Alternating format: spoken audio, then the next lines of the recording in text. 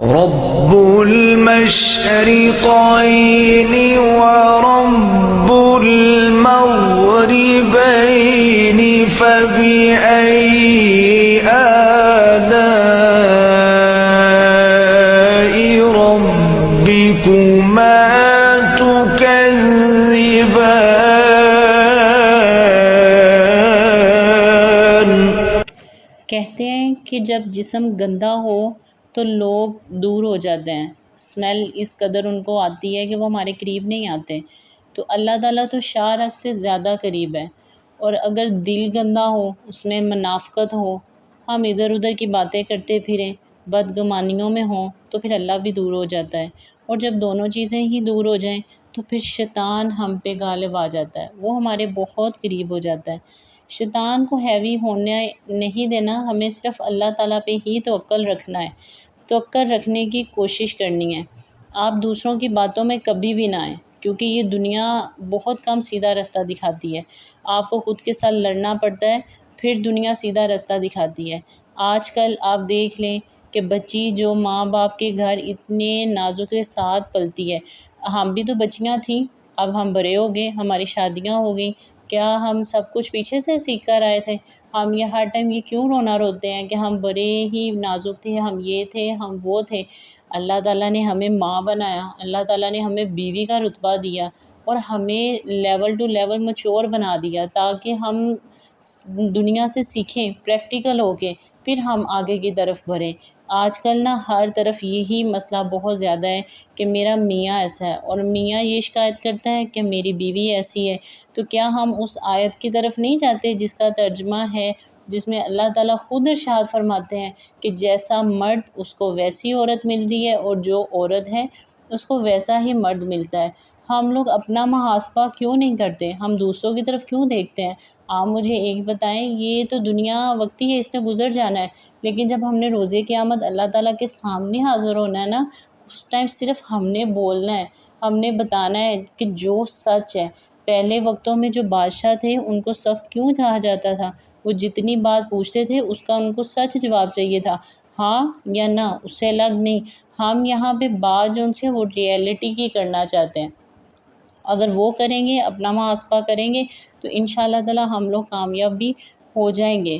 اگر ہم لوگ یہ کہنا کہ میرا میاں ایسے کہتا تھا، میرے میاں نے ویسے کہا ہے، دیکھیں وہ جو کہتا ہے وہ اس کا ظرف ہے، آپ اپنے فرائض ادا کریں، یہ آپ نے جواب دینا ہے۔ اور قیامت والے دن اللہ تعالیٰ عورت کو اس قدر شرف عطا کریں گے نا، ہم لوگ کہتے ہیں ہم لوگ ویک ہیں، بے شک اللہ تعالیٰ نے عورت کو کمزور پیدا کیا ہے، پھر ہم لوگ کیوں کہتے ہیں؟ ہم اللہ تعالیٰ کی کبھی بھی کسی چیز سے انکار نہیں کر سکتے، اور نہ ہی ہم لوگوں کو کرنا بھی چاہیے۔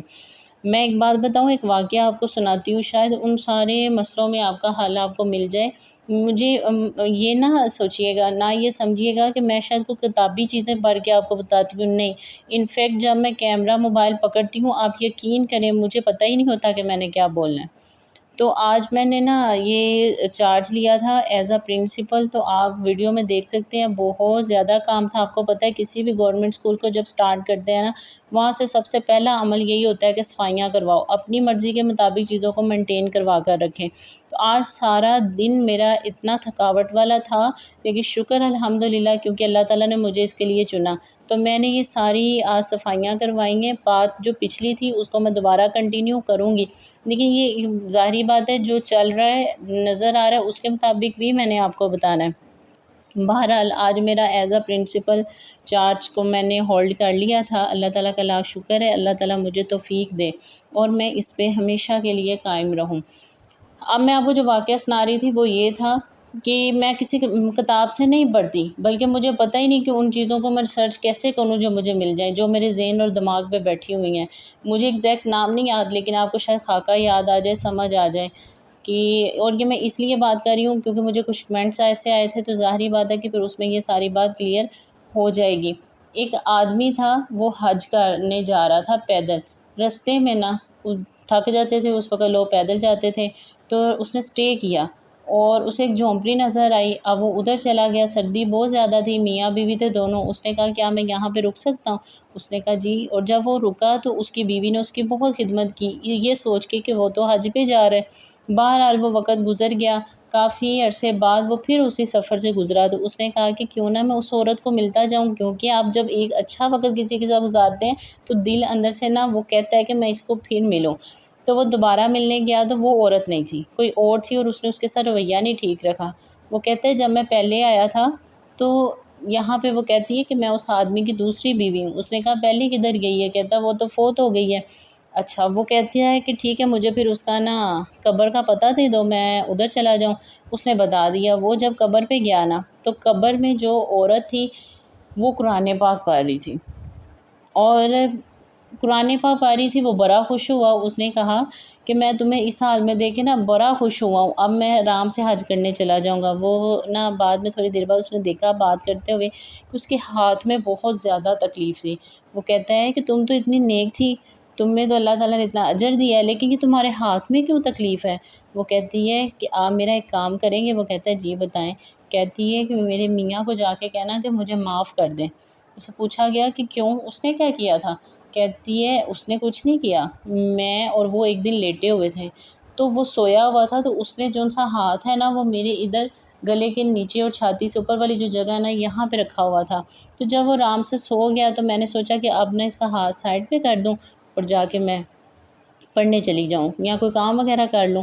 تو وہ ہاتھ میں نے اس کی اجازت کے بغیر، وہ سکون کھا رہا تھا، میں نے اس کا پرے کر دیا۔ اللہ تعالیٰ نے مجھے ناراض ہوئے کہ یہ تم نے کیا کیا ہے۔ دیکھیں ہم لوگ مرد بھی ہر ٹائم یہ کہتے ہیں کہ اللہ تعالیٰ سجدہ جائز قرار دیتا تو عورت کو کہتا اپنے خامند کو کرو۔ کیا خامند یہ نہیں سوچتے کہ یہ ان خامدوں کے لیے کہا گیا تھا کہ جو اپنے فرائض اور اپنے حقوق دونوں ہی بہت اچھے طریقے سے نبھائیں گے؟ یہاں پہ کیا ہوتا ہے کہ بیوی کو اتنا برا بھلا کہا جاتا ہے جو اپنے اللہ کو راضی کرنے کے لیے چپ رہتی ہے کہ میں نے اس خامند کی عزت کرنی ہے، اللہ تعالیٰ نے اس کو میرے پہ برتری دی ہے، لیکن خامند کو یہ بھول جاتا ہے کہ نبی پاک صلی اللہ علیہ وآلہ وسلم نے خطبہ حجۃ الوداع میں بھی آخری ٹائم بھی مردوں کو مخاطب کر کے کہا تھا کہ عورتوں کے ساتھ نرمی کے ساتھ پیش آنا۔ اگر کوئی ایسا موقع آ جائے کہ تم نے ان پہ سختی کرنی ہے تو پھر بھی روئی کے ساتھ مارنا، اتنی نازک ہے عورت۔ اب یہ نہیں ہے کہ وہ اتنی نازک ہے اور وہ روتی رہے، نہیں، عورت کا آخری اور سب سے اعلیٰ درجہ اور شرف یہ ہے کہ وہ ماں بن گئی۔ میں کہتی ہوں کہ جب جتنی بھی بزدل عورت ہے، جب اللہ تعالیٰ اولاد اس کی گود میں دے دیتے ہیں نا، وہ اتنی کا ببر شیرنی بنتی ہے نا، اتنی کا اللہ اس کو طاقت دیتا ہے کہ اگر اللہ نہ کرے اس کا بچہ کسی شیر جیسے خطرناک جانور کے منہ میں بھی ہو نا، تو اس میں اتنی پاور ہے کہ وہ اس کے ساتھ لڑ کے اس کے منہ سے اپنا بچہ سیو کر کے لے آتی ہے، اتنی اس میں پاور ہے۔ تو عورت کمزور نہیں ہے، لیکن وہ صرف خود کو کمزور سمجھتی ہے۔ اب ہم اس میں غلط مطلب لیتے ہیں، لڑائیاں شروع، وہ مضبوط بری نہیں۔ میں نے پہلے آپ کو کہا آپ محاسبہ کریں، پلیز اپنا محاسبہ کریں۔ آپ یہ نہ سمجھیے گا کہ میں پتہ نہیں کتنی کالا ہوں، نہیں، میں کسی کی بات نہیں کر رہی، نہ میں نے کہا ہے میں ایسی ہوں، میں صرف یہ کوشش کر رہی ہوں کہ میں بھی یہی کوشش کرتی ہوں کہ اللہ تعالیٰ میرے سے کسی کو کوئی تکلیف نہ دے، اس میں آپ نے مجھے کوئی اجر نہیں دینا، میرے رب نے مجھے بڑا اجر دینا ہے۔ آپ یہ کریں، یقین اور توکل اس طرح ہونا چاہیے کہ دریا میں آپ کی کشتی ڈوب رہی ہو، آپ کو یہ فکر نہ ہو میری کشتی ڈوب رہی ہے، بلکہ یہ یقین ہو اگر کشتی الٹ بھی گئی نا اللہ میرا مجھے سیف رکھے گا۔ تو یقین یہ ہو، جب شادی کے بعد بڑی مشکلیں آتی ہیں، ہر عورت کو یہ ایک عورت ہی سمجھ سکتی ہے اور دوسری عورت ہی اس کا مذاق اڑاتی ہے، تو انوکھی ہے یہ، تو انوکھا کرنے لگی ہیں، نہیں، انوکھے کی بات نہیں ہے، ہر ایک کی سچویشن الگ ہے، ہر ایک کا صبر کرنے کا کیپیسٹی اندر ہی اندر وہ کور رہی ہے۔ اگر ہم نے وہ سب کچھ برداشت کیا ہے تو کیوں نہ ہم دوسروں کو اس سے بچائیں۔ اچھا، میں آپ کو ایک بات یہ بھی کلیئر کر دوں کہ میری ایک ویڈیو میں آپ کو مطلب کئی ویڈیو میں ایک ہی سوٹ نظر آتا ہے، تو یہ نہ کہیے گا کہ پتہ نہیں ایک ہی سوٹ ہے، اور یہ ایسا بھی ہے کہ بہت زیادہ بھی نہیں ہے، لیکن اللہ کا شکر ہے کہ جتنے بھی ہیں میں اس میں شکر ادا کرتی ہوں اور کمفرٹیبل ہوں۔ بات کہنے کا مقصد یہ ہے کہ میں جب اسکول جاتی ہوں تب بھی چینج کرتی ہوں، جب گھر آتی ہوں تو پھر وہ ایک ہی سوٹ ہوتا ہے جو گھر آ کے مجھے چینج کرنا ہوتا ہے۔ اور سیدھی سی بات ہے کہ بندہ کام کر کر کے بھی تھک جاتا ہے، تھوڑا سا اس کو کنٹرول کرے، تھوڑے کپڑے جو ان سے وہ یوز کرے، پھر دھونے بھی کم پڑیں گے، جلدی دھل جائیں گے۔ تو یہاں پہ بھی میں ماسکیٹو نیٹ لگا کے گئی تھی اور میرے چوزے نے دیکھے کہ کیا حال کیا ہے، 5 منٹ کے اندر اندر میری اس نے نا یہ ساری ماسکیٹو نیٹ پھاڑ دی ہے اور ابھی بھی اس کی جان نہیں چھوڑا۔ تو اسی طرح میری بس سب سے ریکویسٹ ہے کہ آپ خود کو کوشش کریں کہ اگر کوئی کچھ بھی آپ کو کہہ جاتا ہے نا، اس کو اللہ تعالیٰ پہ چھوڑ دیں اور کہیں کہ میرا نا حساب اللہ لے گا، ایک ہی لفظ بول دے۔ اور یہ مسکراہٹ سے بڑی کوئی مار نہیں ہے۔ میں آپ کو بات بتاؤں، آپ کی میاں بیوی کی لڑائی ہو جائے نا، آپ آگے سے ہنستی رہیں اور میاں آپ کو ڈانٹتا رہے نا، ایک ٹائم آئے گا وہ خود چپ کر جائے گا اور اس کی ہنسی نکل آئے گی، وہ کہے گا کتنی ڈھیٹ ہے، میں بول رہا ہوں اور یہ آگے سے کچھ کہہ نہیں رہی ہے مجھے۔